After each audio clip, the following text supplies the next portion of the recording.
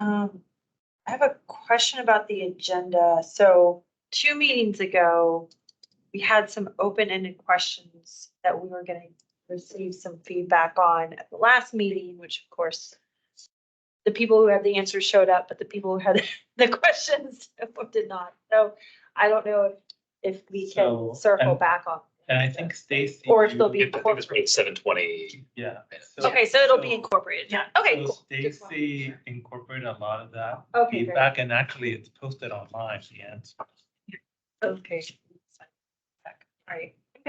Fun. Okay, are we starting?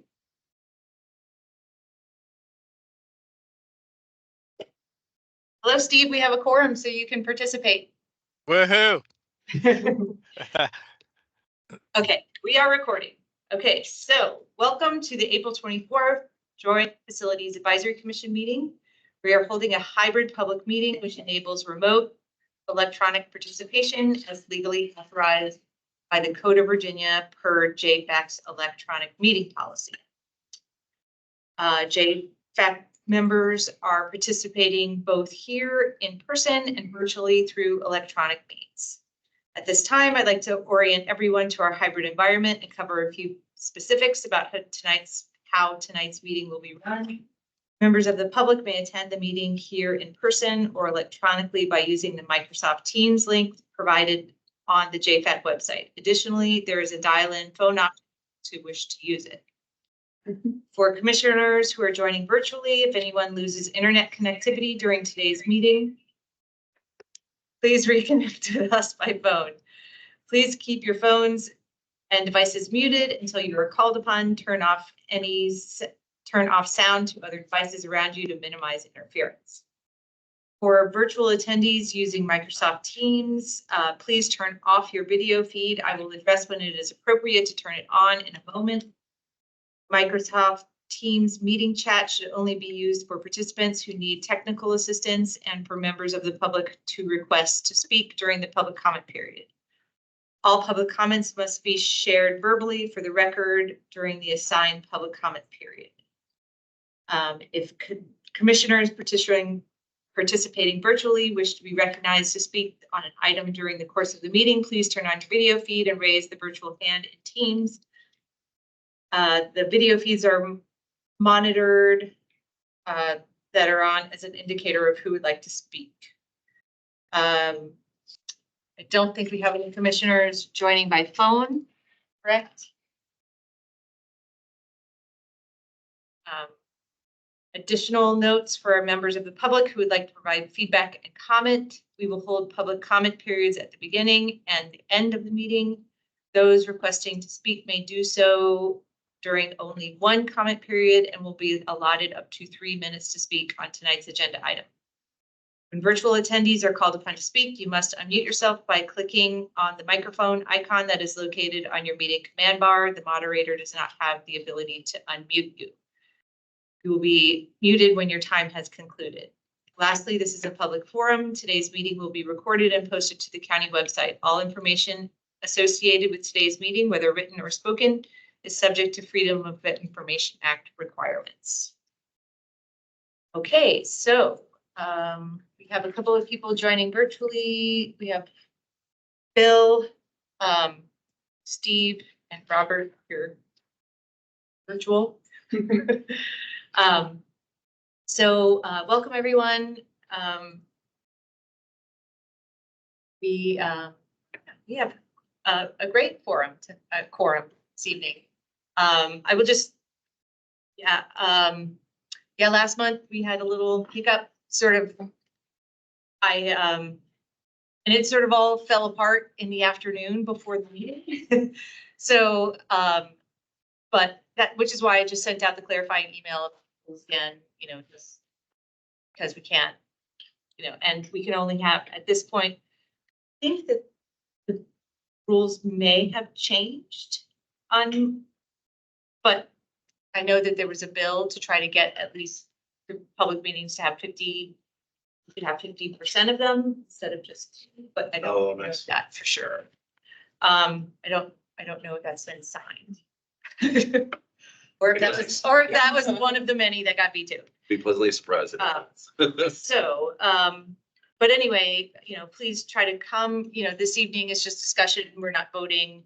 But if we don't have a quorum, we can't conduct regular business. We can't take a vote. We can't kind of give feedback based on a non-quorum. So, other than that, a lot of times I will have a chair update.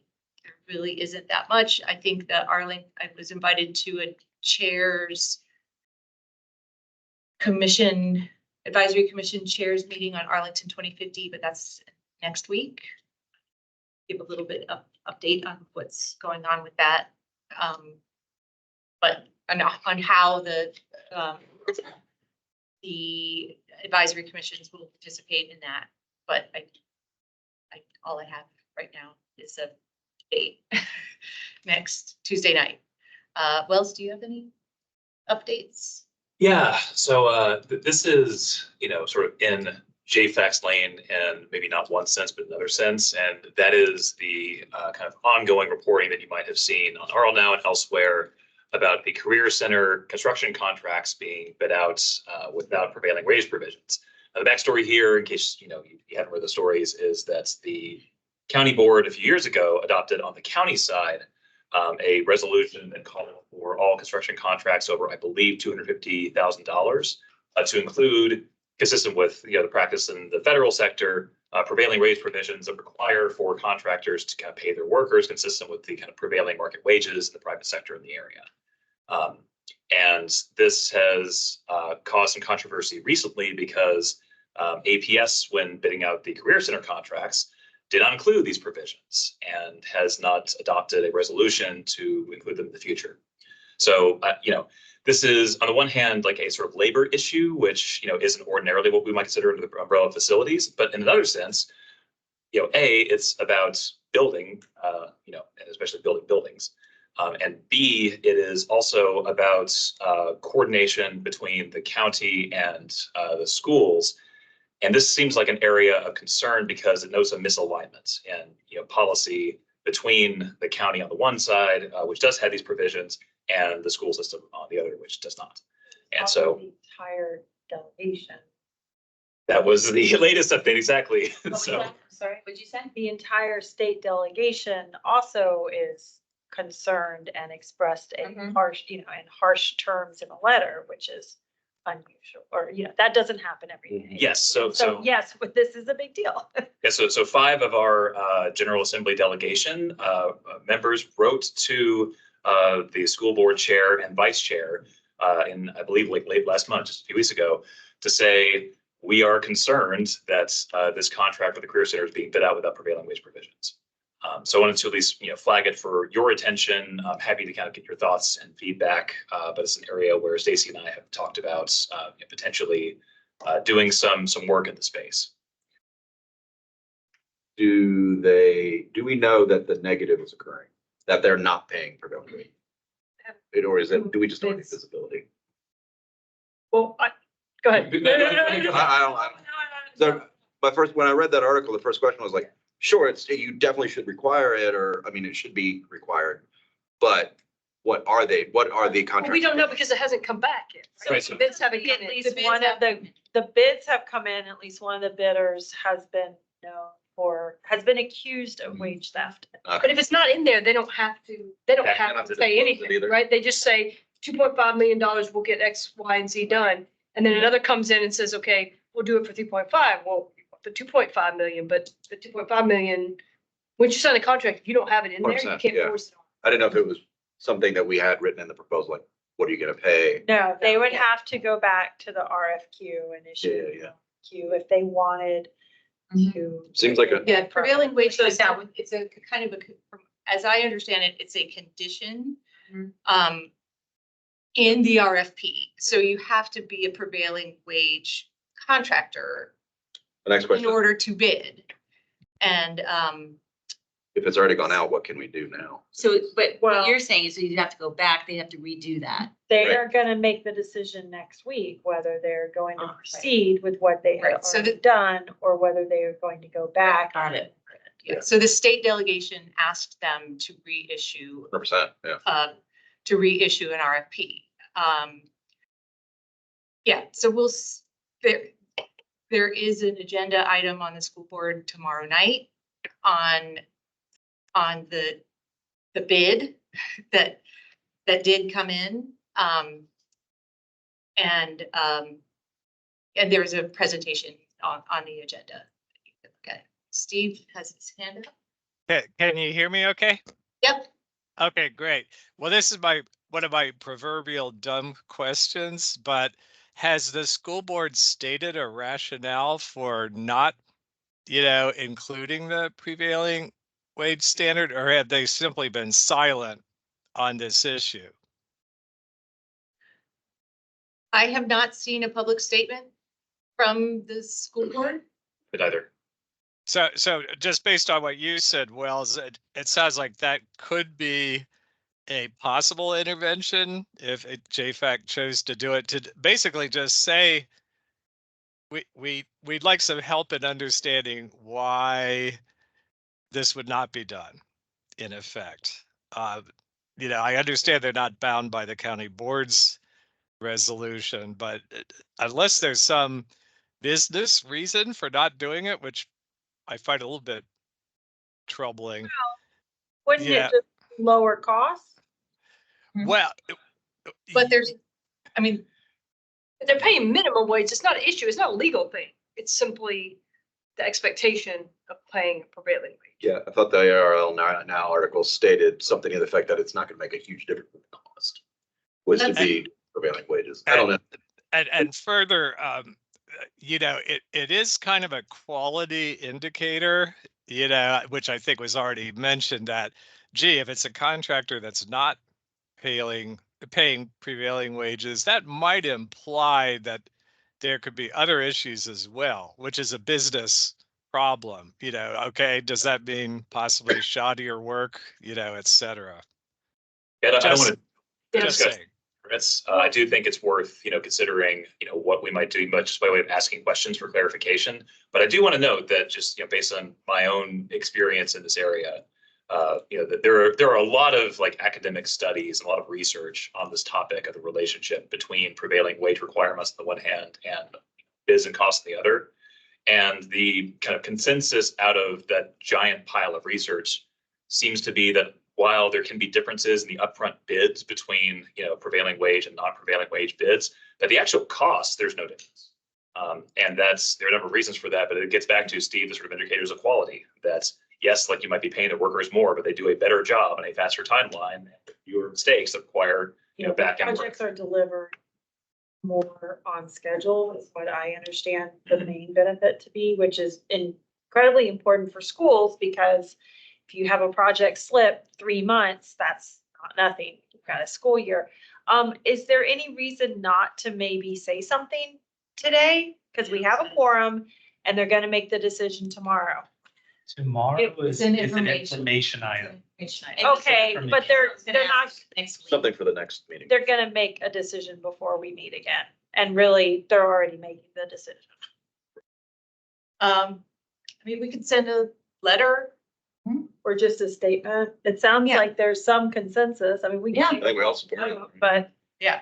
Of reissuing to correct this and to add it explicitly. All right, then Yeah. I guess I'll make a motion to vote on a statement to be sent out ASAP. It can be a short Oh, statement. yes, yeah. Absolutely. In support of, And it would be that Right. in recognition, I'll try to have something, maybe in recognition of benefit, prevailing wage, stipulations,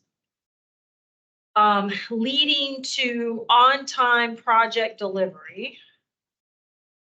I think that's a leap to say. Yeah, I mean, Because you can find statistics that say that's not. right.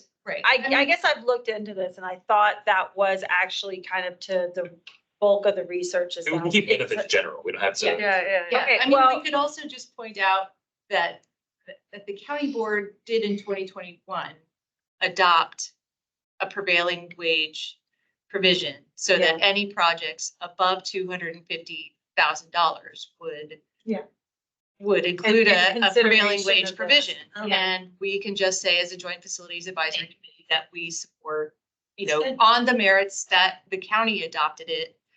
Also, you know, also Yeah. adopt a provision and reissue an RFP for this project. Do we know if it's an RFP or RFQ? I know that there's, I don't know which one. Maybe we can just reflect whatever. Say it's an RFP. I think it's all right. Because the board docs stuff.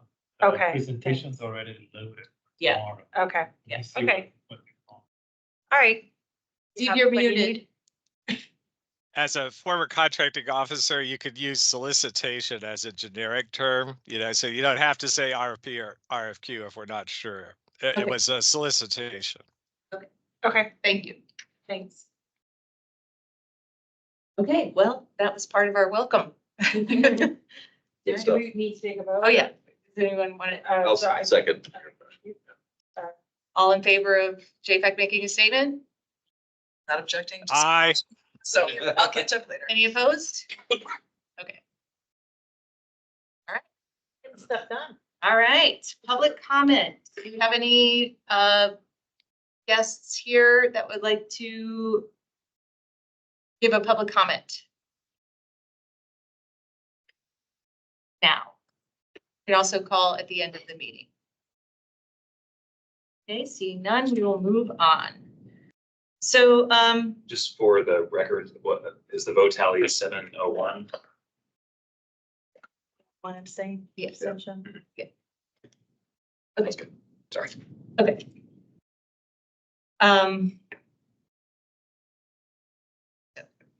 Okay, so the next item of discussion, this is on the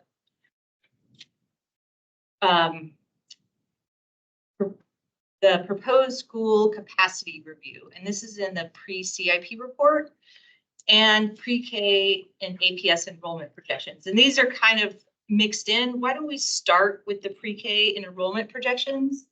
We can move to the proposed school capacity review, because I think they're related, but I think that they're but the pre-K and the enrollment projections also questions came from that in the last meeting. So let's, I mean, this was one of the things that we talked about in the last meeting, was that the number for pre-K and projections, let's see, paper here. Could we pull up the, or show the pre-K enrollment report? Page 31, is that what we're doing? The one from page 7, the chart that shows this one.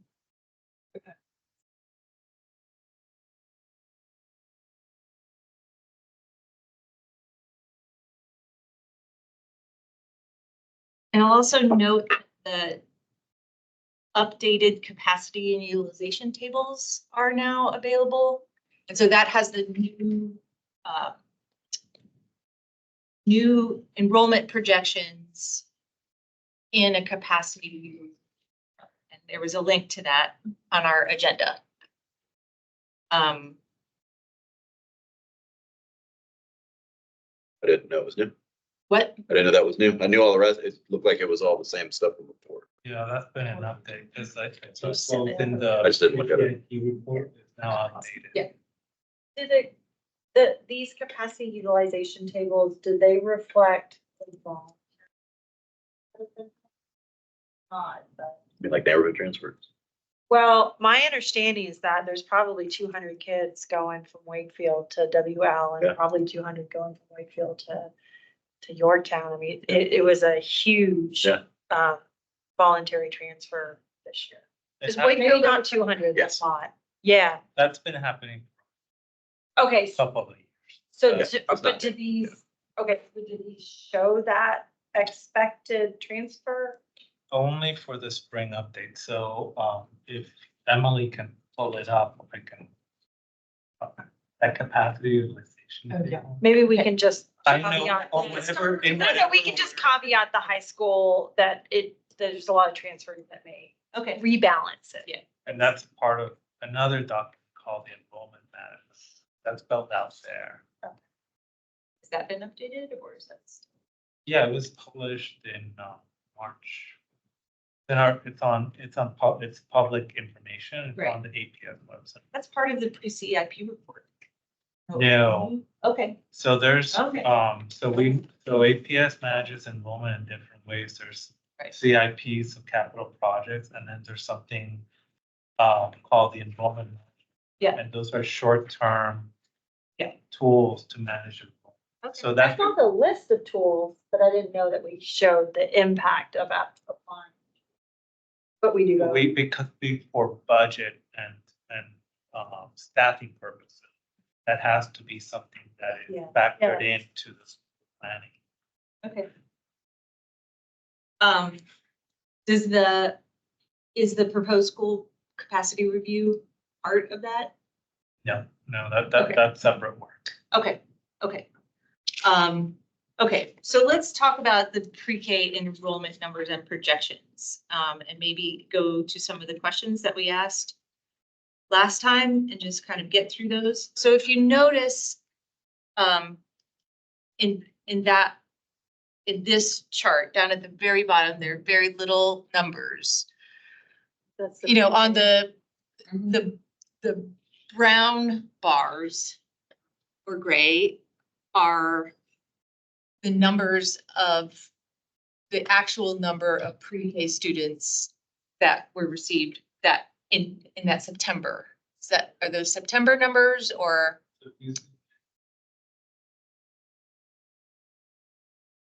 September 30. So anything Yeah. underneath the gray bars are actuals, anything in that orange at the bottom of below the blue bars, those are what the Office of Academics had budgeted for pre-K as of that point in time. Okay. And, you know, in the last meeting, we noted that, you know, there is a roughly, you know, I understand too, in the enrollment projections report, that 919 number actually increased. You know, but because one of the things about pre-K is that we get students and, you know, one of the things about September 30 numbers is that they change in the next 6 months. And one of the things about pre-K that I've always understood about pre-K is that even when we were facing, you know, big enrollment crunches and then, you know, sort of overcapacity of enrollment, APS still wanted to leave, you know, planned to leave a certain amount of pre-K seats open because a lot of our pre-K students are special needs and they get identified mid-year through early intervention and they want to have a spot for them and they want to have staffing for these kids because it's really hard to get a special education pre-K student, you know, pre-K teacher mid-year. So, so it's inflated to a certain degree. They And want to have a buffer. right, they want to have a buffer and I support that buffer for all of those reasons. But I think for capacity, you know, when we're talking about our facilities and our capacity utilization, I think I just want to make sure that number is as accurate as possible and that it's reflecting, you know, real, you know, it's not altering our projections in a way that makes planning more difficult or, you know, that makes that where you misread planning or that we're not utilizing our facilities, our existing facilities in an optimal way. So, this is not to question, the projections or how they're using, I just want to make sure this number makes sense. And, the 1,235 number is a number that has been unchanged since as long as I was. And if you look in the past, you can imagine that all, the buffer that was filled is reflected on those prior numbers, right? Right. Those are not September 30th. Those were, whoever ended up going.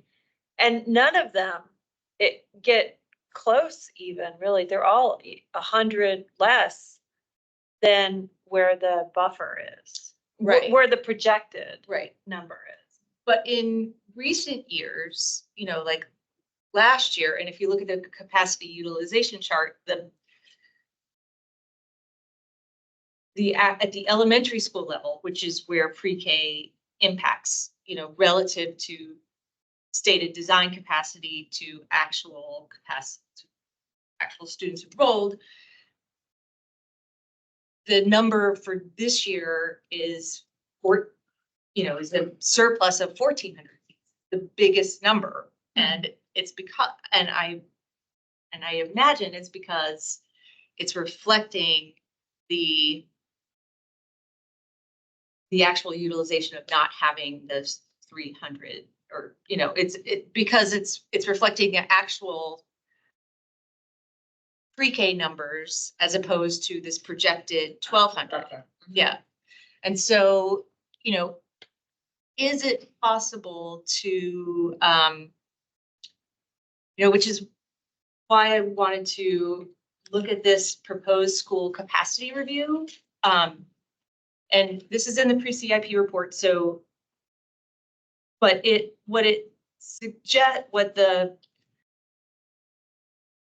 what staff had proposed to do is to look at how our schools are actually used. So in, what they, as it is right now, that when you look at the capacity utilization chart, there's, a school is given a certain capacity, and then enrollment, current enrollment and then projected enrollment is compared to that. That stated design capacity is the capacity of that school when it was built. So say, I'll just use the example of Nottingham because Charles and I were talking earlier, and I said, say the stated capacity of Nottingham, or the design capacity of Nottingham is 500 students. But there's only 400, and but that was the design capacity. What is this? What is the? Let's just use the real number, Robert. What is the design capacity of Nottingham? Nottingham, so their capacity is 513. That's good. They have 5 relocated. But their actual school population at the beginning of the school year was 375. So it's only 73%. Okay. But the 513 number is a number that they were given when it was built, and the 513 number does not include relocables. Is that correct? Well, according to page 31 of the SIP, it says it's a separate number. It says building capacity with relocatables is another number. Yeah. So 513 is. 513 is just like the capacity in the building. Right. But just for reference, just Okay. for background, it has 5 relocatables. Okay. Beyond Okay. that. Okay. It has 5 relocatables. So there are So what is- capacities actually, so what does that mean? That's more than obviously. It is. 518, so what is there, 513, whatever it was, more? I think, Yeah. yeah. So do you have a number for that? No, Yeah. I don't, not Yeah. right now, but So Yeah. So Oh, no. So what this does, but, okay, let me just let's get back to this here. So that was the design, but in the years, let's use my Long Branch, for example. What's the design capacity of Long Branch? It's like 493. Branch, right now it's, the Long Branch is 533. 530. Design capacity. Okay, so the design capacity of Long Branch is 532. Or 20 at the beginning of this. There are 2 relocatables, right? No, 4. 4 of the relocatables. So Okay. 30. So, but during, but that design capacity was built on, a certain number of classroom, size, how many classrooms could fit. There was also a computer lab built in that maybe was, so what this code that has possibly changed, maybe there's a classroom now in the computer lab. There isn't at Long Branch, as far as I know, because it didn't have any windows and they didn't want to put any, but design, so a better example is like a design capacity of our high schools they were built at 1800, but during the big enrollment crunch, we added 300 seats by using like these internal modifications. And instead of using a 5-7 model, we used a 7-7 model, and they did some internal modifications, adding 300 more design seats. So, do you have a question? Whenever you're done, sorry. No. Well, yeah, sorry. And so what this proposed design capacity review is suggesting is that let's go in and examine what that design capacity is. Is it really still 533? But they know it's not. They know it's not. They know it's not for a number of reasons, including education has changed. Right. Yeah. So some examples of this are the efforts to include more special education students in the classrooms, which means there are 2 teachers in a classroom, which may mean you would need 2 desks, Right. which may mean 2 teachers can handle 30 students better than 1 teacher handles 25. And so do you need a larger classroom? And there's other, it's not planning factors, but it's the other ed specs, sorry. It's the ed specs have changed. We know for a fact that the way APS intends to use its space has changed, but the buildings haven't necessarily caught up to that ideal, what they want. Yeah. And so, they absolutely, we won't know if our schools are under enrolled or over. I mean, we kind of know overcapacity in a way, but you could shift programs around to adjust the capacity of that school to better fit the physical space.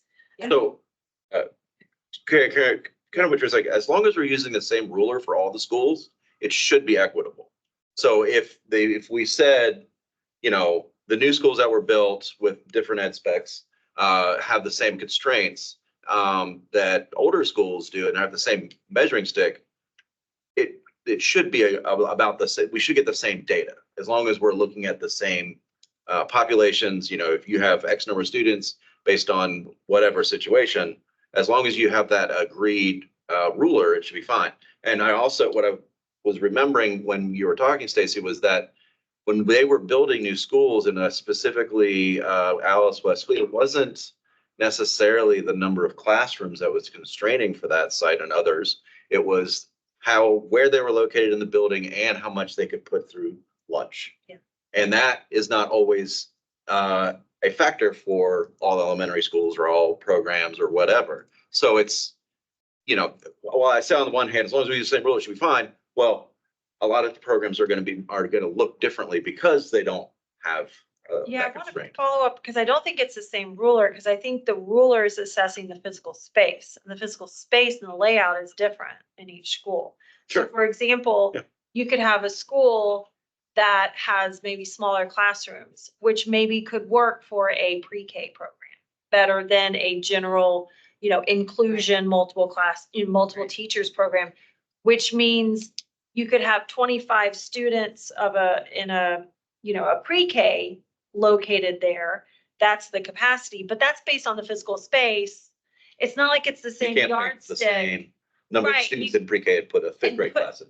Right. So But I think it's you that didn't. the space drives the analysis, not like the number of students who Like would how big the fit building is. there. because it depends on the program. I don't know. I mean, you could say in a I don't sense know. that Maybe you the guys know how you're facilities gonna do it. condition report is a ruler that of size and, yeah, go ahead. So what that pre-CIP report was, proposing was, there's something called design capacity. What was the building designed for? At construction and also with modifications later. But the pre-CIP doesn't spell this out, but we're now calling this program capacity. So the example that they give relates to programs. So different programs use spaces differently. That's what that section of the pre-CIP report tries to explain. But other places do this as well. I know that Fairfax County, for example, does it, and they look at their CI, when they look at their utilization, they look at both ways, design capacity and program capacity. Thing is, program capacity will change year to year depending how the Right. programs Yeah, are used. it makes Right. no sense to Because just, depending on the many of programs at a school, some programs might have, they dictate that there be smaller number of students, others can be bigger, but depending on the combination of many of programs, the design capacity will be shifting per school year to year. but the programs should be done across the district. We should say, we want this many programs, and we look at what our capacity is across the whole district. If you do a program capacity study for building, you could play around and get vastly different results. Because the program could be optimized for the physical space, in which case it would be like, oh, look, this has this maximal capacity. It's great. Or if I said, oh my gosh, these little classrooms are terrible for general ed. Wow, we have to double or triple the capacity of this building. That is not a good approach. Do you see where I'm going here? Yeah, I mean, we could create all sorts of need for construction that we don't have.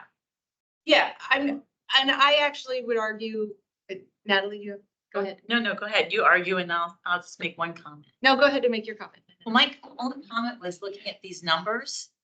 I mean, it just seems like regardless of how you tweak the building or change things or what programs, I mean, we still have, it looks like more space than we need at this point. Is that? Not everywhere, necessarily, and not because everywhere. we're not actually everywhere, following but the ed specs. No, not even necessarily. No, okay. Because I think in a lot of buildings, we are not following the ed specs, and we haven't fully rolled out 80-20 inclusion. And Mhm. once that starts. No, to that's a more- good point.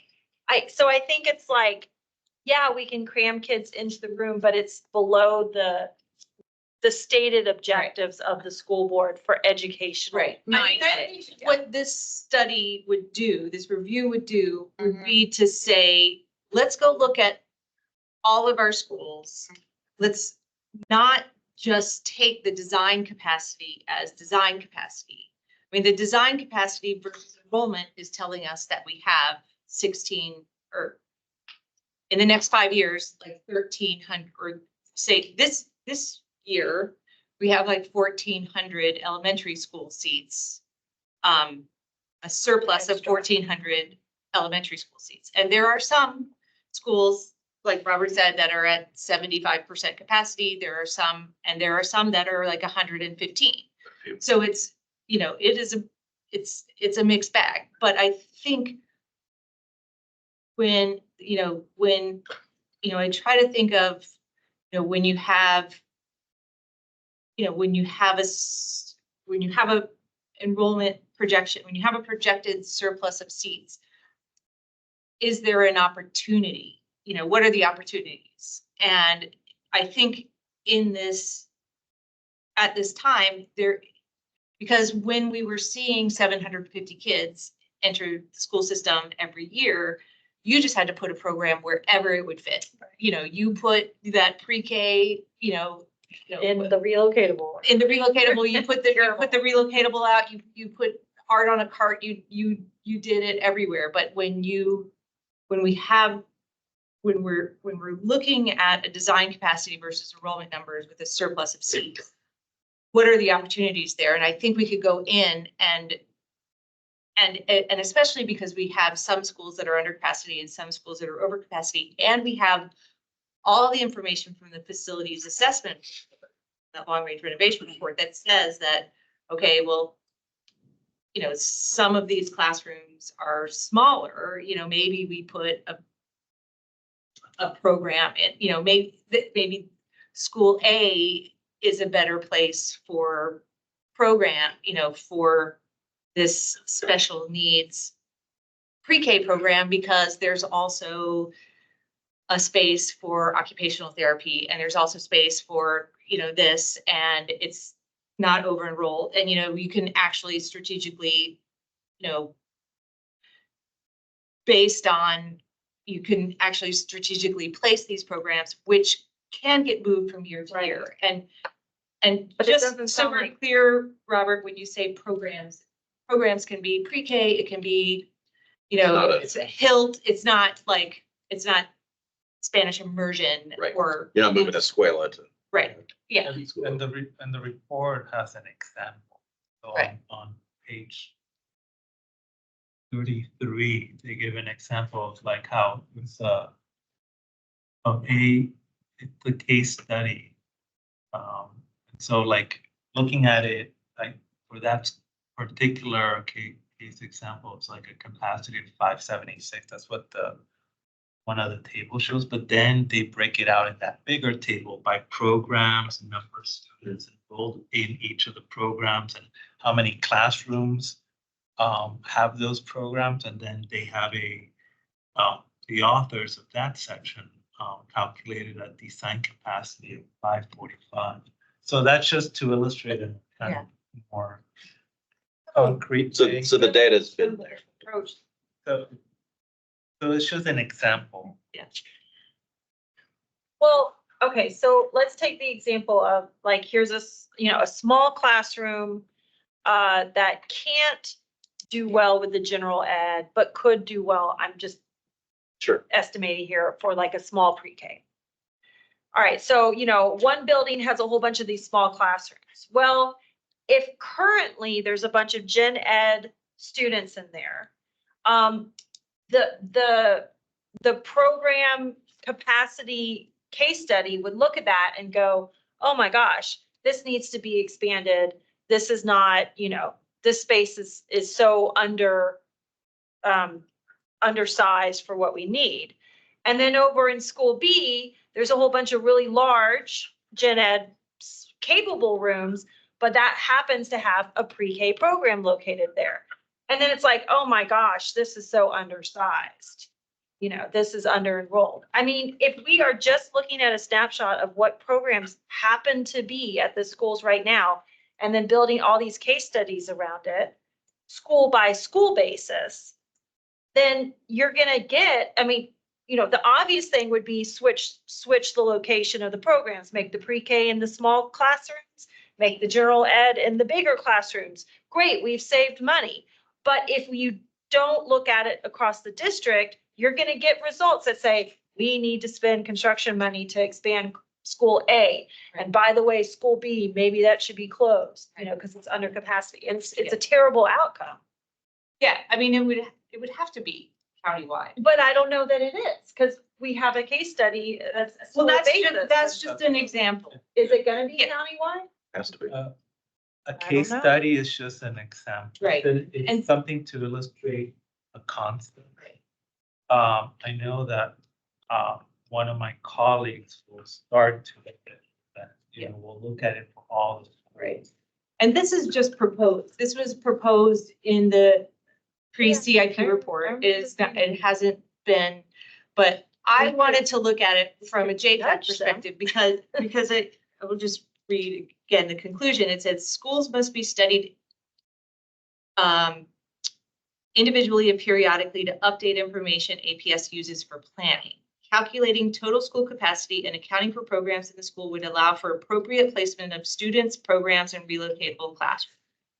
This cannot be inferred from published building design capacity and utilization rates. I think doing this would give us a Yeah. more accurate picture of what our actual capacity is moving forward for planning purposes, for CIPs, for program placement, planning for teacher, for planning factors, for, kind of all of these other things. I mean, and what I was hoping we could do as a JFAC, and I mean, I guess we could do it tonight since we have a quorum, is to make a recommendation to the school board that they do this. I mean, as a, that they proceed, it doesn't have to be anything. We just think like for planning purposes, we think this program, and I think, I think there's information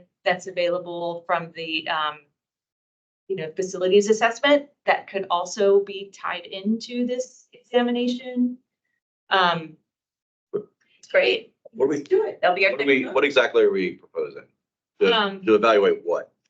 Just to do just this to study. suggest that that the school board direct staff to, yes, sir.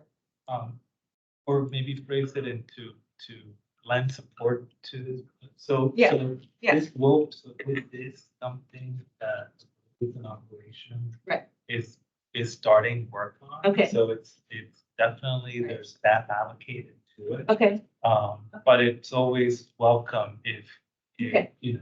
yeah, if- we lend support to this review.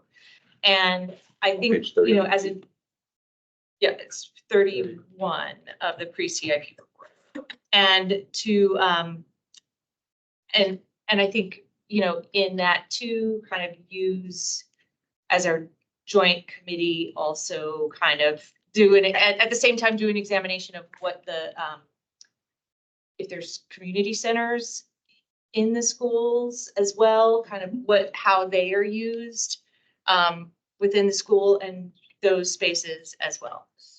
So there's two ways to go about this. There's looking at the capacity of the way the buildings are currently being used by whatever the program is that happens to be there right now.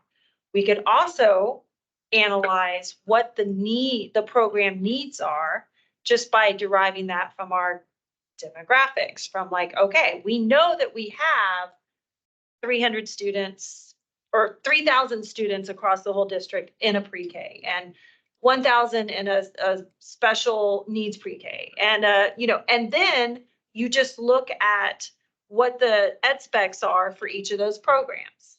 We know that this is, you build it based on demographics, Yeah. not based on facilities. I would almost say that we don't want to support this study in the sense of it being based on the way facilities are currently being used programmatically, because that is the tool that we have to optimize this. It's kind of like building the whole, basis of the structure on the one thing that we can change, we can alter, which is where programs are located. But there's not a lot of programs at each elementary school, is there? Move around. So preschools are distributed pretty widely at different elementary schools. So if those moved in To be different clear, ways, we're talking about VPK, Montessori, which are, most of them are at MPSA now, I think. Don't quote me on that. I think they are really. And they all move, over. they They're all, really all over. okay, And but there's- what other programs are we talking about? I mean, there's a lot We of. keep lot using of some special- euphemisms, so Special ed. special ed classrooms and pre-K. how many, no, in Because general. we said pre-K a lot, and I just No, want to make sure we're talking about the entire elementary, middle and high school, or are we talking about just elementary? No, I think do across, Yeah, all of across it. the board. I'm not out to Yeah. disagree, I'm just clarifying, that's all. Yeah. I think, why don't we I mean, the why don't we ed take tech some time would to give an review idea. this? Yeah. And then we can return to it again. I mean, I think it's something that we can support. I'd like to also include that it's also examines the community center spaces and how they're utilized. Sure. I think that is in our lane. And I think the reason why is because I think it will give us a more accurate planning number for planning and placement of programs and for, also, kind of a better, give us a more accurate picture of whether, what is the actual surplus of seats that we have, or what is the actual number of seats that we need if we grow again? So just to clarify, the pre-SIP report, page 31, that whole review, we're saying we should be doing that And not. process. Or you're Yeah. saying you should Why not? review it? Yeah, because it lays out pretty clearly. And when I read it, that says, hey, we've done a lot of due diligence. This is a very complex issue. As Robert said, here's all the ways you can measure it in just one, generic example. But the numbers went, it changed a little, but not statistically significantly using that report. So what are we wanting to have staff /facility/APS do if we don't like that? And that's Oh, you what mean I'm not the sure. alternative? Yeah, what is it we're asking for? So what I would suggest is you map population against ed specs and you map facilities against ed specs, but you don't map current use of facilities. So ed specs meaning what? But what it could be at that school? So if you have a room and you could say this room could meet ed spec 1.1, or it could also meet ed spec 1.2. So now we know that we have in our inventory, in terms of ed specs, we have one room that could meet either Things. one. I think you have to map them all based on the ed specs. So you look at we will need, this much space based on our demographics. Oh, and by the way, we have these facilities that could meet the following ed specs, but I don't think that's what is being suggested by the pre-CIP report or that case study. And that's what I worry about, because I think what that does is it artificially enshrines what happens to be located at a particular school at this moment in time. If part of this idea, so I was not part of the staff work on the enrollment management plan, but I know that staff that worked on those short-term strategies to balance enrollment. One of the things that was very apparent to them was programs are not distributed uniformly throughout our schools. Some schools have certain programs, have more numbers of them than others. So I think part of this was to understand from a program capacity perspective, what are the programs that are actually in our schools, and how many students could they possibly enroll? In the enrollment management plan, one of the things that they did is add visuals. For example, they mapped out at the pre-K level some of the programs, and as you can see, not all the schools have the array of programs from Montessori, Example. BPI, community peer, special education, for 3 to 5 year olds, for toddlers, for mini MIPA. And so, in terms of thinking about enrollment, and this report is online. You just go to the statistics page at APS, go to the enrollment management plan, look at the report, and then at the end, that on the appendices, you have these visuals of trying to visualize how programs, how they're distributed throughout APS. But, the program capacity goes a step further in terms of looking at all the programs at all elementaries, so that, we understand where things are, where there might be more than others. And it could be a strategy for helping enrollment, balancing enrollment. Yeah. I mean, That makes sense. that's not my understanding of what they're doing, is that they're gonna say, all right, well, Drew has these and pre-K, it's and under that's or how it's over. always going to be. Okay, well, as long as It's- that's not the way they're gonna is, do it. That Drew has, 4 pre-K sized classrooms, all of them, and 4 pre-K or 4 kindergarten sized classrooms and they all have, But all they all kindergarten, have sinks and they all have bathrooms and they all meet standard ed specs, you know, or they're all adequate classrooms in the facilities condition assessment report for those programs. And, you know, or, you know, I think that they're gonna look at it and say, this is the actual size, because schools have been used differently since they were built. And I think sort of I think getting a clearer number about what we have and about where the pre-K classrooms go. And I think eventually locating them in we the wanna best optimize possible location. maybe The balancing enrollment, but I think, describe our understanding or our hopes. Okay. And then vote on that in the next meeting. Okay, That kind of thing. yeah, and you know, read up to I mean, really, I just think this is a way of giving us a more accurate number for planning. And the other thing that I would suggest adding was just that the community centers that are part of the school also be examined in terms of spaces and how they're used programmatically. Yeah, and that's sort of where I think JFAC's role is, you know, not, I think, you know, that mini MIPA class needs to go to Nottingham, you know, I When you think, know where the need is, right? Yeah. you know, or just, that is way far out of our lane, but I think in terms of planning purposes, having more accurate numbers, having a more accurate number for the pre-K, having a more, you know, for the enrollment projection. Yeah, can we go back to that? Did we ever understand?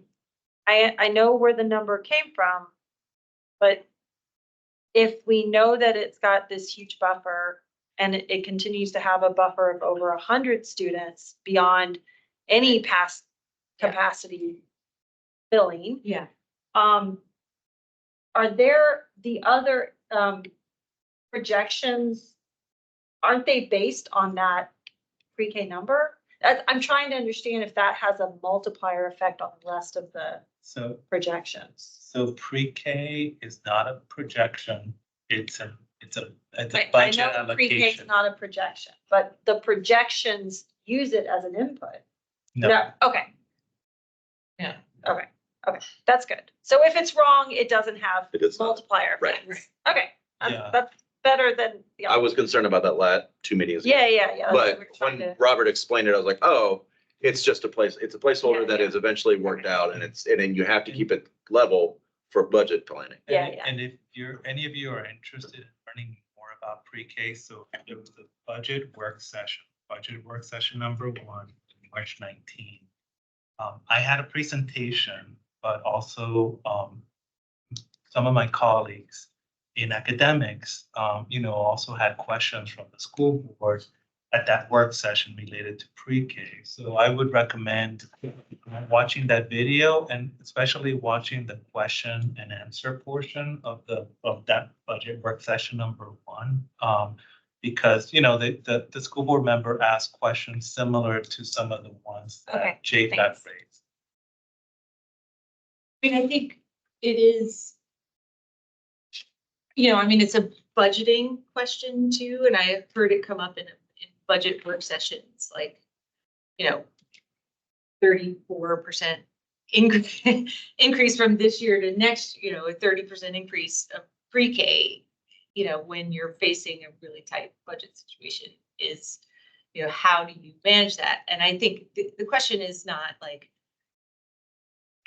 the question is, how can that number for planning purposes in the same way of like looking at this proposed school capacity review, is there a way of making that number closer to accurate, closer to what,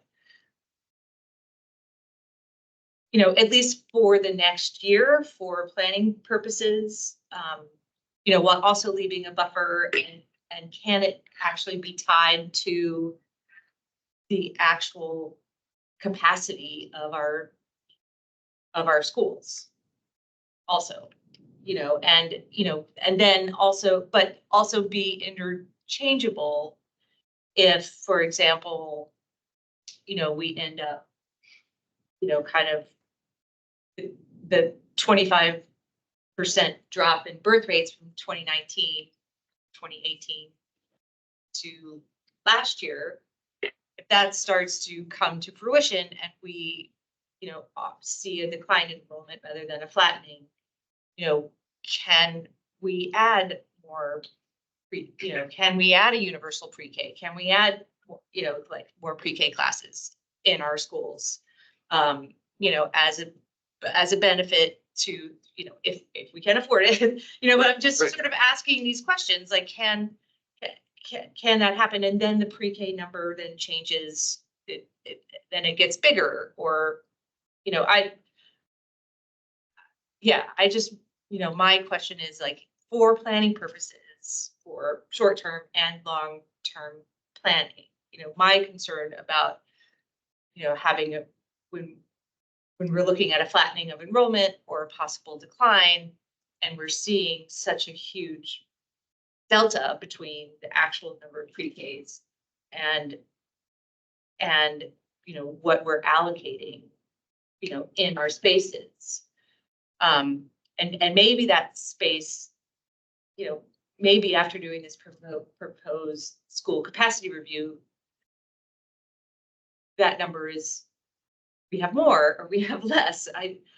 But I think that I just wanted to, I am just advocating for the numbers to be as accurate as possible for planning purposes. Yeah, and if you, in that budget work session, I highly recommend that everyone watch it March 19th, budget work session #1. And again, a lot of the school board's questions were to the staff related to pre-K. And my sense was that the school board was, requesting staff to look at those numbers. Are there any efficiencies that could be gained to explore that?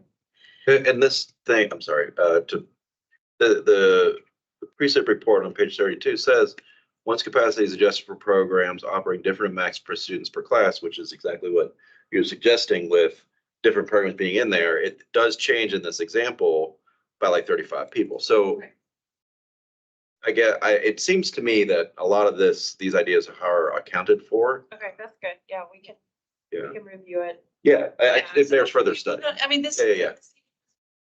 I'm glad we're having this conversation.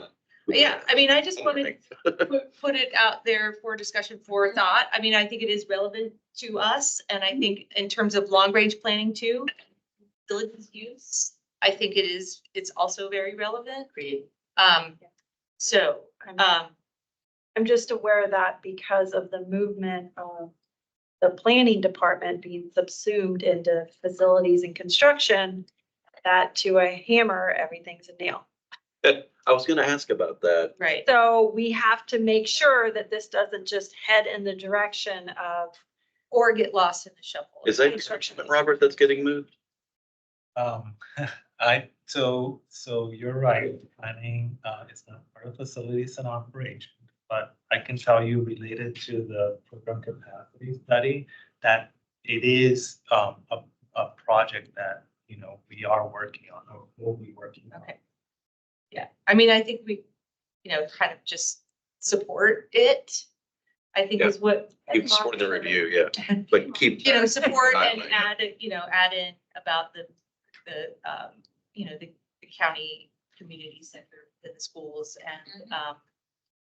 and just continue to advocate it, that it be viewed as a countywide and for, long range planning purposes. Okay. So risk of complicating it one more step, just aligning the findings, or even trying to kind of base some of them part on the long range motivation report, which at least took a look at something that's Claire is not wouldn't fully satisfy what you were asking about, but at least noted where there are areas where school programs would be ill suited by the space. Right. Change this. So it seems like a good starting point. Right. And some schools, that might have smaller classrooms might be better suited for a smaller classroom, Or like take the MIPA art with part and 5 move it. kids. Yeah, or, whatever. you know, That's small. and Or and I think using, storage space. right, and and other. using the information of long-range renovation.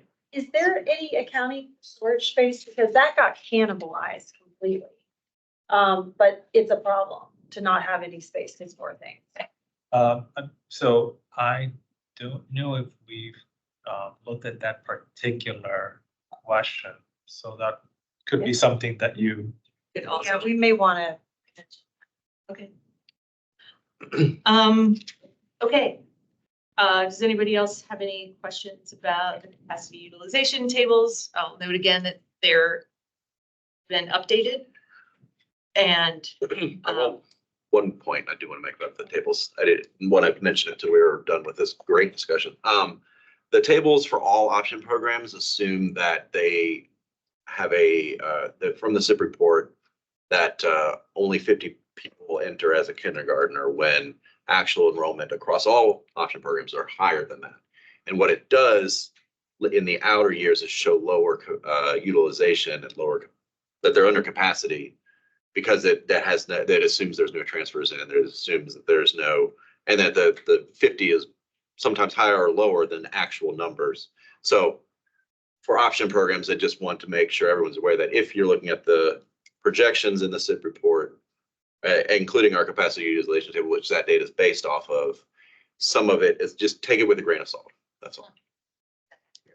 so I would not say that it's a uniform number. So I do know at least 2 option programs that use that. to the enrollment management plan, one of the things that it mentions, let me see.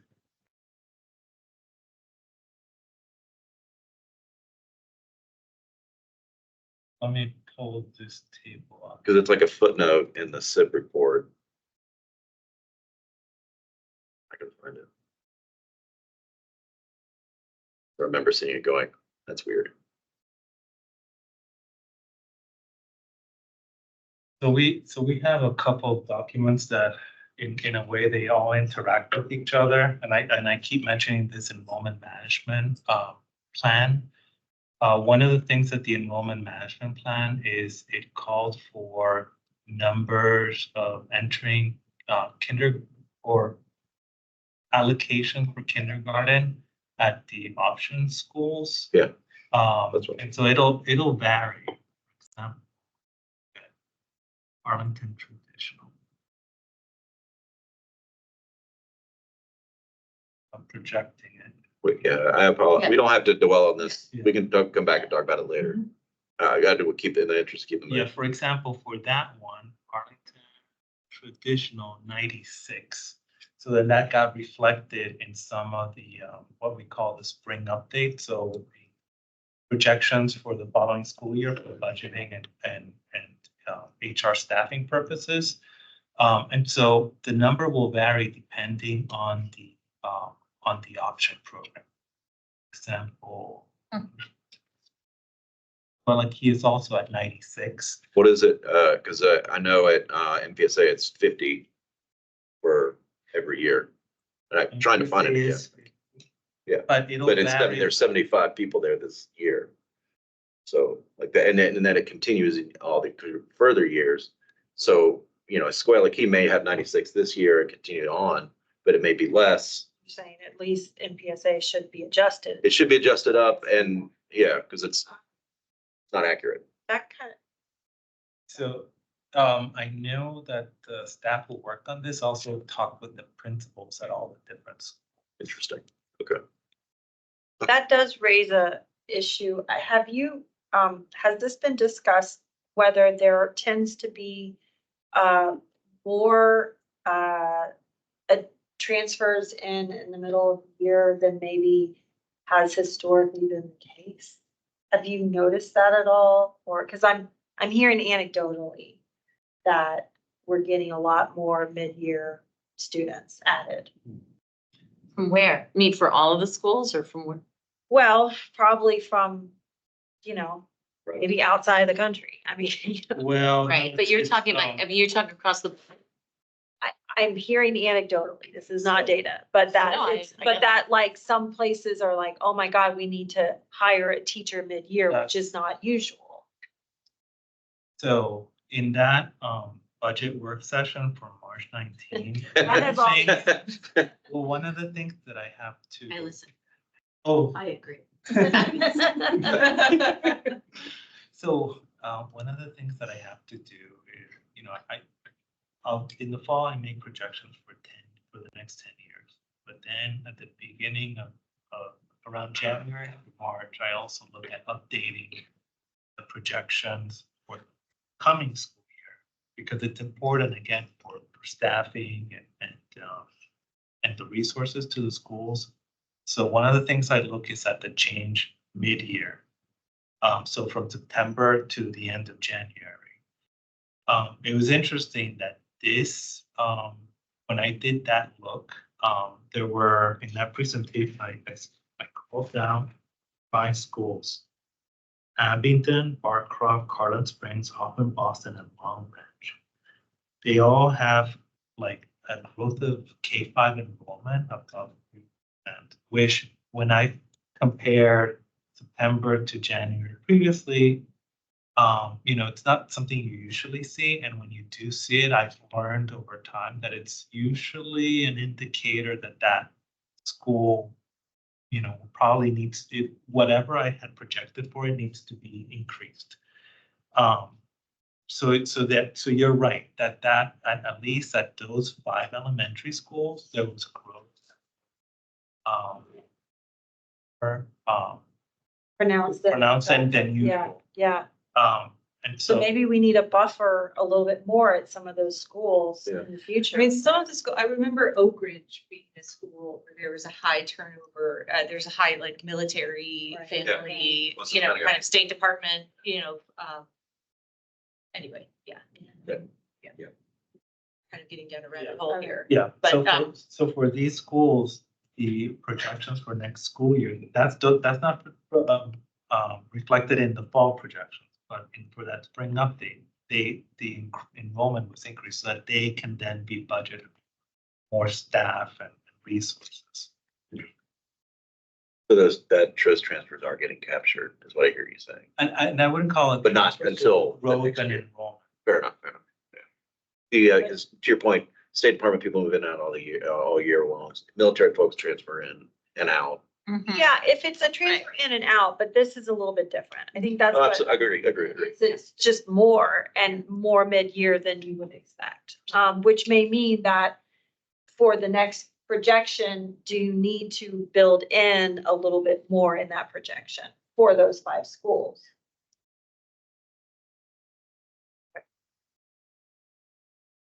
all right, so the next agenda item we have says discussion on APS and Arlington County government debt service and CIP responses to managing student enrollment and demographic changes. What I hope to do, get the slide deck up, and I just put together, but what I hope to do with this discussion is kind of give a little broad overview of CIP, what CIPs do. This is from county, both looking at from the county and from APS.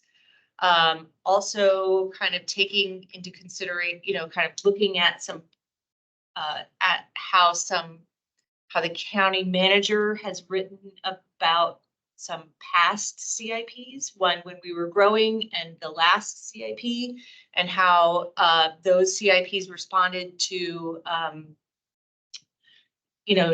demographic changes or county needs and school needs, because as the Joint Facilities Advisory Committee, we're looking at both. I would also like to just use this discussion as, and then at the end of this slide deck, I added, or close to the end, I added the guiding questions that we used when we looked at the pre-CIP report and the CIP direction.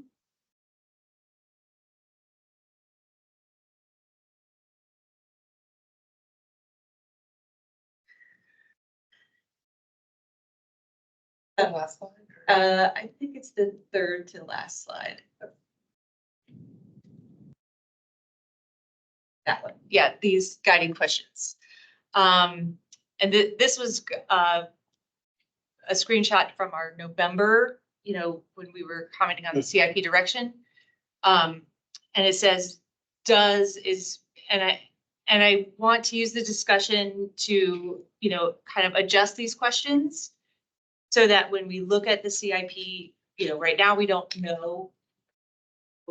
Get the APS CIP next, or the superintendent's proposed CIP next month.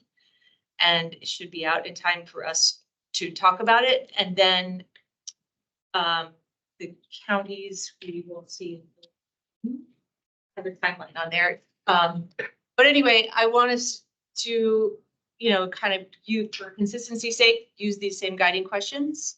And do we, in this evening, kind of do we want to use these same, do we want to add, are there any questions we want to add? Are there any, especially given the new information we have from the county budget that was just passed, and what we know about the school board's budget and projections? So just kind of, so these are the questions that we had before. Does the CIP create a plan that defines affordable and timely solutions for all priorities? Does it respond to budget parameters? Does it demonstrate an acknowledgement of long-range planning and collaboration between APS and the county? Does it consider each project or proposal in context of other needs, timing, available funding, enrollment projections, and planning for a long-range site and facilities use? Does it establish a process by which trade-offs are transparently considered? And I can think of two things that are left off of that list that Okay. maybe we want to consider. okay, One of them, and Steve, want to call your attention to this. I mean, one of them is whether some of these priorities are involved, like environmental sustainability. The county does have the CEP, energy plan, and that could be a consideration the same way that the county priorities on the, prevailing wage issue. It's not a mandate, but if we're gonna start channeling county priorities here and think about how they apply to school Okay. plans, do you want to that just could be something. add, does it create How does it fit within the stated community energy plan set forth by the county? Well, I mean, I think, there is a question that, does it create a plan that defines affordable and timely solutions for all priorities? I mean, maybe there's a way of, I don't want us to define the priorities, especially not in these broad questions. Mhm. But I think, there's a way of sort of asking, does it balance define priorities between the two? It doesn't account for other long-term priorities that can include environmental sustainability, et cetera. So Right. the idea is to like look beyond. Unpack all priorities Yeah. to just give some ideas, because it's not obvious. It wasn't obvious to me as I was looking Yeah, at yeah. it. Like, Yeah. oh, I should think about that. Let's go through and just like look through these slides that I put together. And Steve, Yeah, but I just want, sorry, Steve, go ahead. You're muted. We can't Still hear you. muted. Still muted. Sorry. There you go. There you go. Nope. Oh, we still can't hear you. We still can't hear you.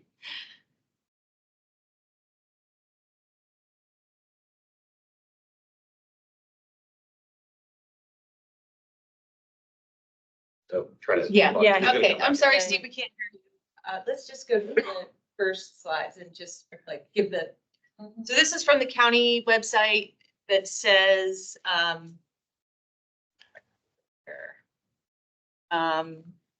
Steve, you want to try? Sorry to interrupt. Can you hear me now? Yes. Yay. I'm blaming that on Teams. I don't know why it decided to mute me. Well, first of all, Claire did say she had 2 items and I only heard 1. So I wanted to make sure she got to finish first, but then I did want to jump in. Go ahead. I don't worry about me. I can take care of myself. Go ahead. Okay, I'm trying to be, considerate, but thanks. So I agree with Claire's point, of course. I feel like there's a missing element that's sort of long range planning is mentioned, but the term, acknowledge long range planning, it seems like there's a missing component of demonstrating a strategic overview of what I would call the portfolio, for Arlington and APS. There's a bunch of sites, small, medium, and large. And I don't feel that's really reflected in the current guiding stuff. And, not to be a broken record, but I would point to Trade Center as an example where we know the county is looking at Trade Center. It's a huge site. There's a lot going on there. It does involve both the county side and the APS side. And yet there's not a transparent process that I can tell for kind of carrying that forward and looking at the interaction with other locations, such as 601 Carlin Springs and the Quincy site. So I think that's an important missing element that I hope could be brought in, somehow to kind of be able to step back and take that broader look at the whole picture. I hope that makes sense. Okay, thank you, Steve. Okay, so just quickly, the capital plan, CIP is one of the most significant planning processes for Arlington County. It typically identifies the capital needs of the community over a 10-year period. The CIP is a planning document that is updated biannually and subject to change as the needs of the community become more defined and individual projects move along in their respective planning and budgeting processes. The effective use of a CIP process provides for considerable advanced project identification, planning, evaluation, scope definition, design, public discussion, cost estimating, and financial planning. And then there's objectives. This is from the county website, to preserve and improve the infrastructure of Arlington through capital asset, to maximize useful life of capital investments by scheduling major renovations, to identify and examine current and future infrastructure needs and establish priorities, to improve financial planning by comparing needs with resources, estimating future bond issues, and identifying potential fiscal implications. That's from the county. And then the next slide. I think that's helpful in terms of, maybe there's some language in there we can use for our, and then for the county, this is from the superintendent's recommended direction, slide about how the CIP budget works. And it says each CIP typically includes projects that are ready to be included with the school bond and potential projects that the school board wants studied for future consideration. And it said CIPs may change projects if they have more information updated on cost estimates, revenue updates, changes to enrollment, changes to cost of instruction projects. And then, okay, let's go to the next site. And this is from the, and this was just a, a little graphic from the county's 2023-31 CIP, just sort of showing what it invested in schools, utilities, transportation, technology, parks and recreation, public government and facilities. So it's, when we think of, schools and APS share a 10% debt service limit, they want to maintain that in order to maintain a AAA bond rating, so they get the cheapest rate of borrowing. Right. So we have to balance the needs of both the county and APS, which is what, JFAC is our role. Next slide, please. This is a message from the county manager. It's very small on my page. Oh, yeah, that would be good. Let's see. So this is from the 2019, actually, yeah, this is from the 2019 CIP message from the, and 2019 was the year that we were opening 3 new schools. You know, we were still, it was pre-pandemic, we were still facing high school enrollment growth and projected, you know, thousands of seats needed, projected.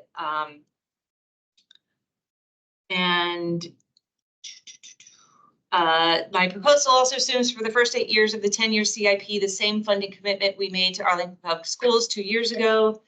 The proposed CIP includes the same amount of bond issuance at the same schedule as included in the school board's last CIP and reflects the continuing impact of funding the 3 new schools under construction scheduled to open in the fall of 2019. In addition, nearly 100 million of a new bond funding is added in years 9 and 10 in the proposed CIP. These funds will allow for the construction of additional facilities to meet the projected growth of our school population. Okay, how do I do this? Slide. And so then this was the one from the message from the county manager from last year. It said, since the adoption of the last 10-year CIP, we have experienced several intense storms that created a major impact on our stormwater management system. Since then, considerable work has been done to help develop the stormwater investment plan to strategically address and mitigate flood risks. As a result, 2 of our primary investment areas for this 10-year plan are climate change and stormwater issues. In addition, we have prioritized the importance of a generational preservation of affordable housing at Barcroft and our commitment to schools' capital plans. These major investments in stormwater, Barcroft, and schools require that we defer some investments to the out years of this CIP. And then he says the fiscal constraints of the last few years, along with the significant weather events and changing environment, have amplified the needs in our community. Crucial but routine capital maintenance, along with our prior out-year CIP commitments, compete with new realities in our community as we grapple with environmental sustainability, resiliency, as well as continuing to meet our commitments in the region. Our capital plan must also address the realities of a post-pandemic world, emerging service demands, including new recreational interests and how and where our workforce gets their work done. In addition to maintaining county assets in a state of good repair, we also look ahead to future investments, whether it's funding studies to optimize existing county sites or planning for future expansion, behind the scenes support for infrastructure, fire stations, libraries, open space, school. The 10-year plan needs to plan for generational growth. So, next slide. Yeah. Thank you. And so this was just the APS CIP funding scenario from last year. And I put this in here because in the superintendent's CIP direction, he said that APS was being, you know, except for the 2 out years, the guidance, you know, the guideline, the sort of guardrails were the $25 million placeholders in the 6 out. From 2026 through FY 2023. And this is the debt ratio forecast from the adopted from the last CIP. And this is sort of a bigger, a close-up of it. And I just bring this to your attention because we're kind of going, I had these in here last, just sort of setting up kind of budget stuff. But these were in here from last month's meeting when the budgets were still being adopted and we were looking at shortfalls and budget, projected budget shortfalls. But I just wanted to point out that the school's debt service here Is this year it's 66.9 million. Next year it's 67.2 million. The year after that, it's 70.2, then 70.256, then 69.02, then 69, 69, 68.7. And if you look at the bottom, the debt service as percentage of expenditures, and that's being held at the $25 million placeholders. Look at every year from this year it's 9.29%. Next year it's 9.49%. Year after that is 9.4, 9.84. Year after that is 9.85, 9.85, 9.85, 9.84, 9.82%. And that's under the 10% debt capacity, shared debt capacity. So we're looking at a pretty tight budget. And this is from the APS budget forecast. This is from the budget book. And it's showing that, these are forecasted budget shortfalls for APS. So this year, this shortfall was, 29.4 million. Looks like that will likely be closed. One-time funds. With a lot of one-time funds. But then next year, and then 2% tax, 2-cent tax increase. But forecast after that, we're looking, so if we close this budget shortfall, for next year, it's projected to be $30.7 million shortfall. The year after that, if you close that, it's also a 9, and if you close that. So, from a facilities JFAC point of view, I'm just pointing out this debt service and how it impacts the operating budget. And your county manager, the last paragraph talked about, we don't know where future inflation and interest rates will go. And I think that has a big bearing on the 4+ years from now calculations, which And we don't know what's there. Right, and interest rates have increased. That from what I understand, bonds are, they're conservative with the rate that they project. And they usually end up selling them for more. But if interest rates increased higher than what they projected, from what I understand, it was 5%. They assumed it was 5%, but if bonds are selling at higher than 5%, then that debt service is going to have to be adjusted. And our bonds and interest rates going up and down, that's, Yeah. I mean, it affects what you can afford. If you think of it like buying a house, the market in 2021, or 23, when this was last debated, was very different landscape. And then what we're seeing now, which I think is putting that upward pressure on our 10% limit, plus quality inflation. It looks like our county board liaison maybe. Sign up, heading but out. I So I wanted to just say wanted hi. to see if there's. Yeah, no, I just want to say hi because we Uh, didn't have a quorum last time and I happened to be here, so. Okay, well, thanks. Thank you. Thank you, Crystal. Thank you for coming. Do you have anything to add? No, I mean, just, we do have a budget and capital's starting and I think there's been lots of really good conversations, many of them started by you guys between the two boards. And if you watched our joint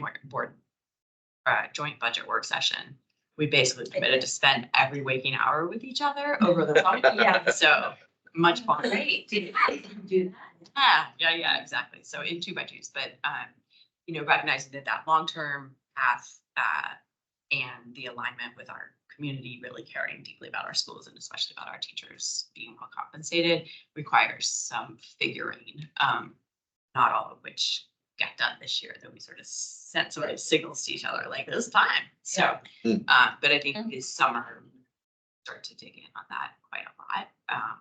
And I think even those conservative case that the superintendent presented assumed no COLA in the out years, which is not conservative.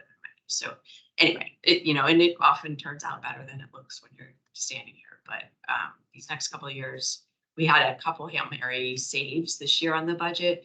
One, the reason we had all the one-time funding is like a stupid Gatsby federal accounting rule that if you can explain it, then you're no fun at cocktail parties. You know, so that may happen off and on again, but it's pretty unlikely. It has to do with interest rates. The other reason was ironically because we opened new office space, which like leased up right away, but that's not good in the overall macro, you know. Oh, so we saw the office space stuff is still declining. Apartments are saving us, but it's tighter and will be tighter for the next couple of years. And there's just some stuff we didn't address as a community yet in terms of the school's budget sustainability, and it was more important that we get the kids vaccinated and back to school and like healthy. But that'll be a lift. Thank you guys so much. I'm around. And just quickly here, you know, looking at the schools, this is the operating budget, you know, high. Yeah. And, you know, 83.8% of the school of the operating fund goes to teacher and wait, Operate. this is by fund, not by expense. I put the wrong thing in there, but debt service pays 8% of our, you know, debt there. Out of the budget pie, the biggest piece goes to teacher and staff compensation. The second biggest piece goes to debt service, and it's right currently around 8%. Not all jurisdictions do it the way we do it. It's true. Apparently, other jurisdictions, the debt service is paid by the county, Yeah. the county budget, which I just learned recently. That's why And there's more flexibility in teacher pay. Yeah, 8%. Right, I mean, that's just extra subsidization that a county 100%, offers. yeah. And I don't know if there's a prohibition from doing that, or if it's just a matter of custom and practice that some places ended up paying for the debt service out I of mean, the could it be that this, operating budget. that APS gets the benefit of the county's bond rating? And so these are county bonds that get issued to cover school obligations? But across Virginia County, well, I don't know if there's municipalities, school systems can issue debt service, but I know we can't. Yeah. So I don't know. Yeah. If, It's interesting. I wonder if that is a piece of, I mean, it just occurred to me, and this is the first time I've had this thought, if that is a, you know, sort of part of APS's autonomy and part of the reason why APS is sort of not a part of the comprehensive plan. no, Or it's if the that would, Virginia Constitution that prohibits any input directly from the county onto how the school board pays, how the schools spend their money. oh, okay. Yeah, so it's, and I Okay. know this because there's a lot of case law about this back when you have integration issues in Virginia. And the schools were like, you will not integrate us. And Right. other communities were like, yes, we will. And the courts and the whole constitution is Right. like, you can't tell the schools what to do on their property. Yeah. So that it goes deep here in Virginia. So that's why there's such a split. It's why the county can hand over the bags of money and then that's it. That's all they can do. Because I've always wondered, I mean, this is digressing and then we won't, why the healthcare wasn't all wrapped into one big, Well, with and- the county and with APS to, Oh. because I mean, you were Do you mind the looking, bargaining power to, yeah. well, yeah, you'd Yeah. get better services, you'd get cheaper. I mean, it could be a big boon for both. Why you couldn't do that? Well, I think you could if it wasn't APS managing it. If it's the same way that the county provides nursing staff. Right. They're just like, do you want us to have our nurses in your schools? And the schools can say yes or no.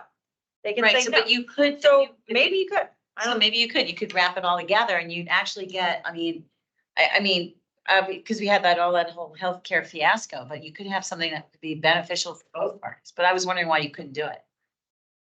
I think that the county can't mandate it, but maybe they could offer it as a gift. Maybe they could, yeah. I mean, I wonder if it's just, this is the way that it's, that it's always been done.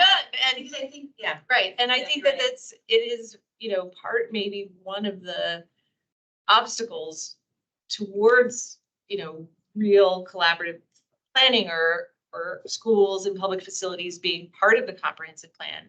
I think from, just from an outside perspective, their APS does need some autonomy, and you're saying that it's state mandated.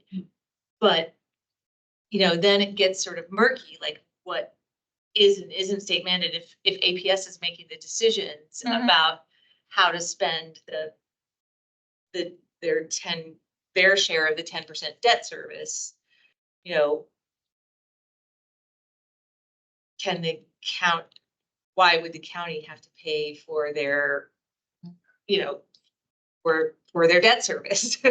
And, It's up to the county on what they hand over, Right. right? yeah, And yeah, I mean, the but county could yeah, hand over $70 million less and say, hey, here's $70 million in debt service, yeah, right? Because the Yeah. county could decide. yeah. And the schools could say, we'll accept that, or no, we won't, Yeah. or whatever.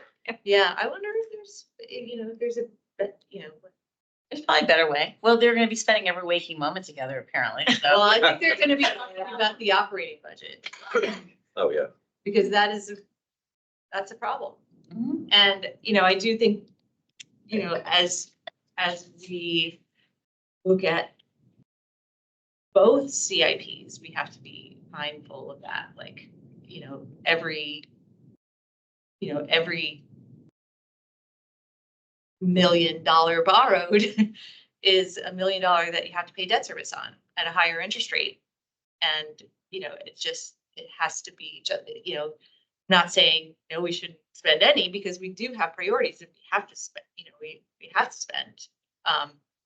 But I think it has to, from, my perspective as individual and as a person that sits on this committee, I think that it should, that it should be balanced with all the priorities and, all the, and that we're mindful of long range impacts and long range impacts to our sites, our limited sites, long range impacts to our facilities, how those facilities, especially schools, how facilities impact students and teachers, and how their, utilization is also, class sizes, all of that. And for debt service, if paying more for debt service means, either a bigger budget gap that needs to be closed, or it may mean, that teachers don't get their COLA. And what makes it, I think, even more tricky is that there are kind of two buckets of financial challenges that are kind of related in the sense that, like, you can only transfer so much between them. So you've got the operating budget deficit projected for next year, and the fiscal years hereafter. So there's only so much you can do with debt in order to take care of that. You can do something, right? Like there are certain capital projects that you can kind of designate as capital, where you can use bond funding, but then you run into the cap. So you've got limited flexibility there. But on the other hand, trying to solve for the, kind of long-term lack of capacity for taking on significant debts, just given our debt service right now, doesn't really help you on the operating front very much, because, it helps a little. Well, there is one tool that we're not maximizing, which is energy efficiency and cheaper systems like geothermal, which lower the cost of HVAC operations for the next 30 years. That is a tool that actually goes the opposite way.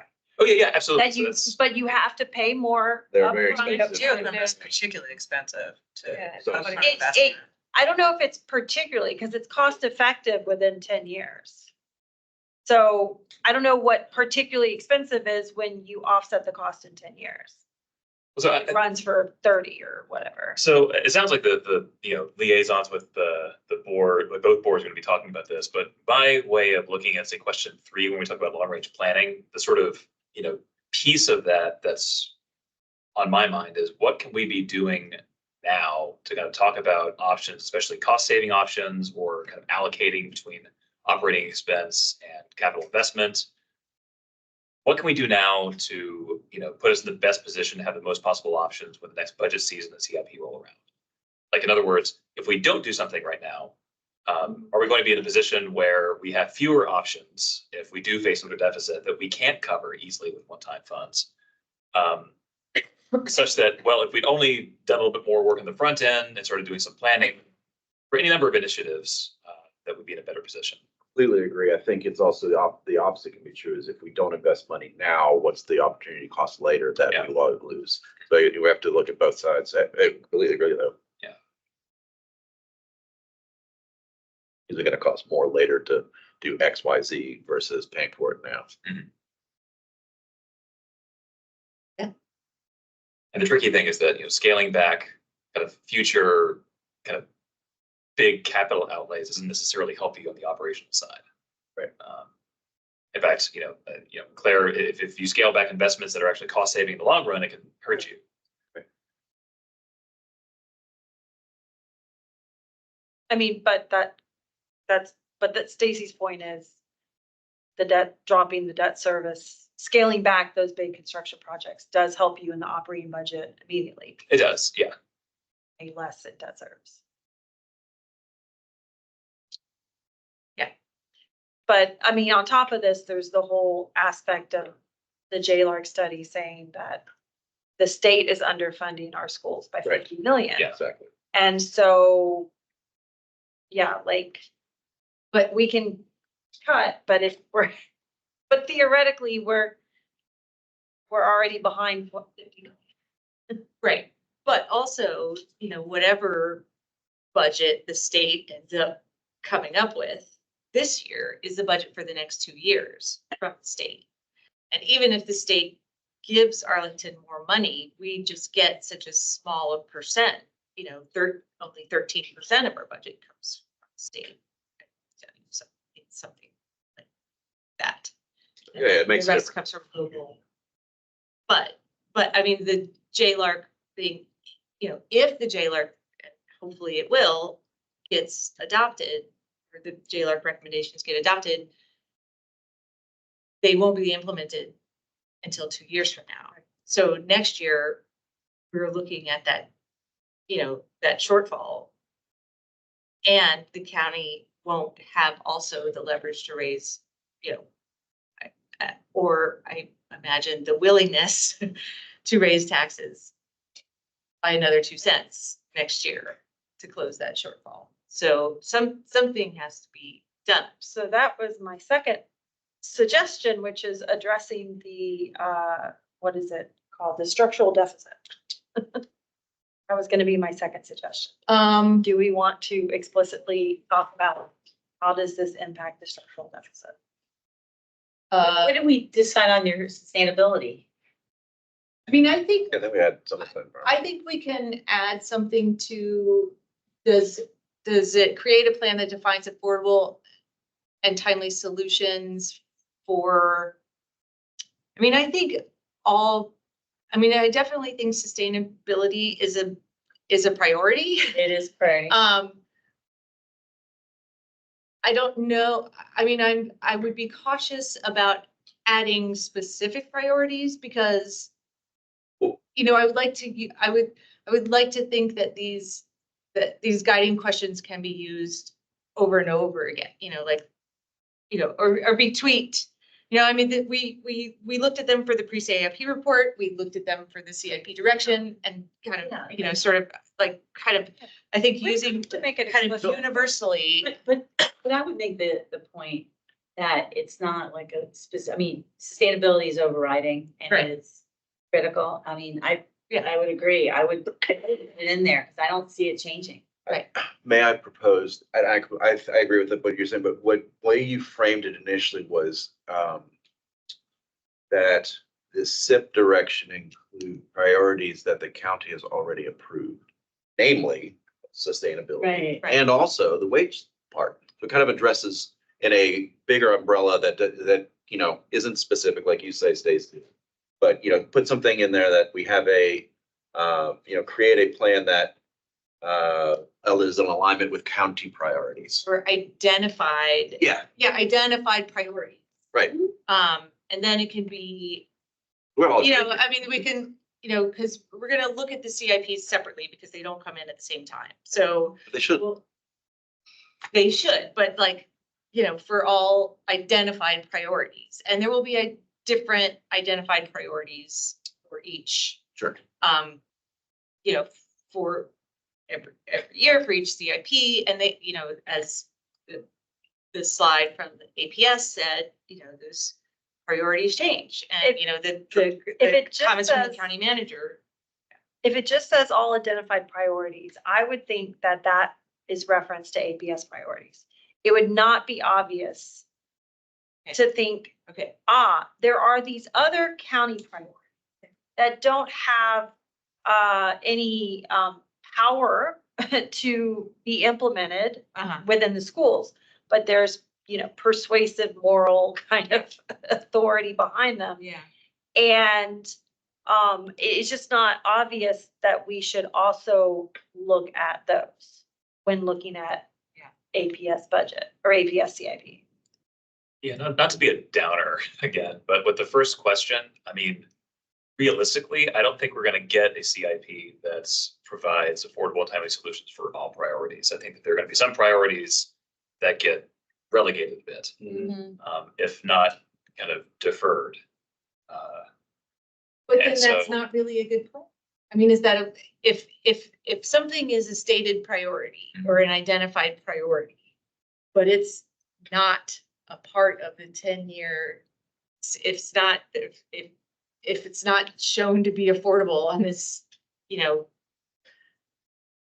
on this 10-year CIP, is that creating a plan that creates a timely solution for that priority? Yeah, well, so what I'm suggesting is that I think a successful plan would be one that identifies its priorities, including in consideration the fact that there might be trade-offs and they might even push out lower priorities, and then at least comes up with solutions for those. And but what I'm thinking about here is the many needs that were identified in the long-range renovations report. I mean, if we kind of upgraded every HVAC system that's nearing end of life, if we renovated or rebuilt every building Right. that has, you know, shown to be like not very well suited for its current instructional programs, I mean, we can't afford that in CIP. Like, you know, that's Sure, before we sure. even get to other capital projects that we'll also kind of need to do. So, Right, but you know, it was identified in the last CIP to do a major renovation project. And it was identified as a priority, or I don't know if it was actually identified as a priority in the pre-CIP report. It was just to do the set or in the direction for identified. But, you know, if there's no money to do a even one major renovation project of a school, of any school, then I would say that that's not creating a timely, you know, it's not a solution that defines affordable and timely solutions. Yeah. I think just adding the word identified priorities is probably a good one, Yeah, sure. because it's, you know, it's not up to us to, you know, Pick which ones. No, Yeah. it's true. yeah, but, you know, and the county will identify priorities. Right. That we don't really, you know, that changed from 2019 to 2023, and it will potentially change from here too, you know, well, they need a new fire station, you know, is there a solution in there? And I mean, the county CIP last time was tight. I mean, because they had deferred so many projects for giving APS so much debt service, and then through not doing CIPs, they really packed that to really tight, like 10, you know, up to the limit debt service.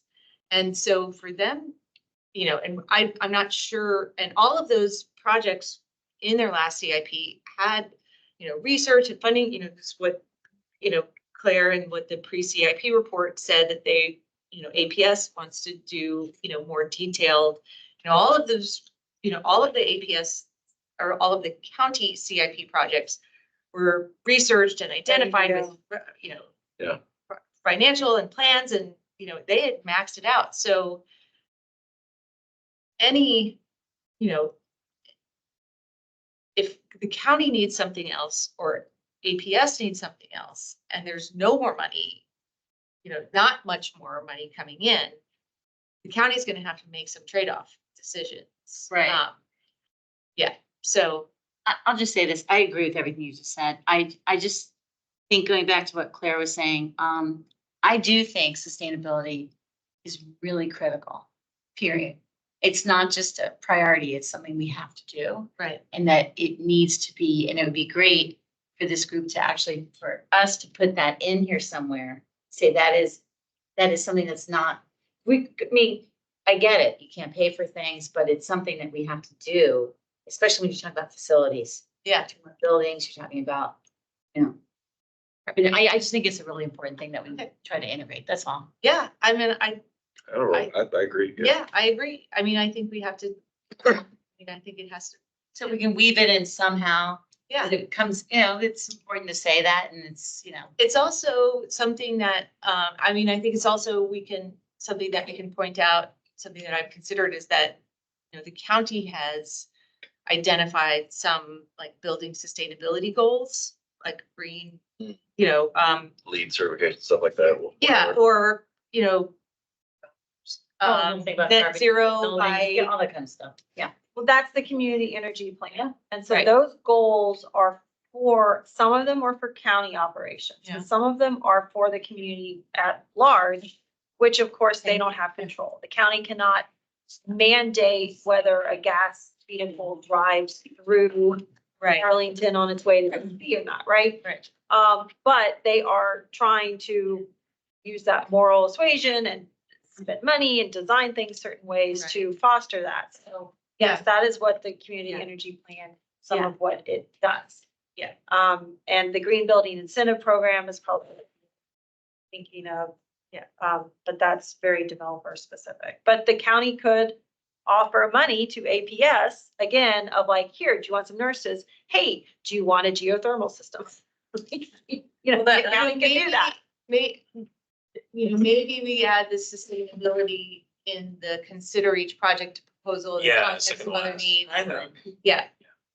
Facility use and energy sustainability goals. Yeah, Well, and I think I like the way you described it as well, where it's some investment, but long-term, like cost paths, or since we're Right. joint facilities, it could be something where you're looking at it. Are there things that we can bring to those facilities that might be revenue generating even? So it Yeah. might be small amounts and, you know, just looking at that balance. So it's cost savings, and revenue generation. Some of the schools, more in the joint facilities. I'm with you. All right, I should probably call, does anybody have any public comment? Now the caller who hasn't identified themselves. Okay. Okay, well, I will, is anybody else to add? After the meeting over. Okay. Okay, all right, well, thank you, everyone. I appreciate everyone taking time to come and next. Thank you, Steve. Thanks for having me. Yeah, next week's important, please plan to come. We'll be giving feedback on the CIP if we don't have a quorum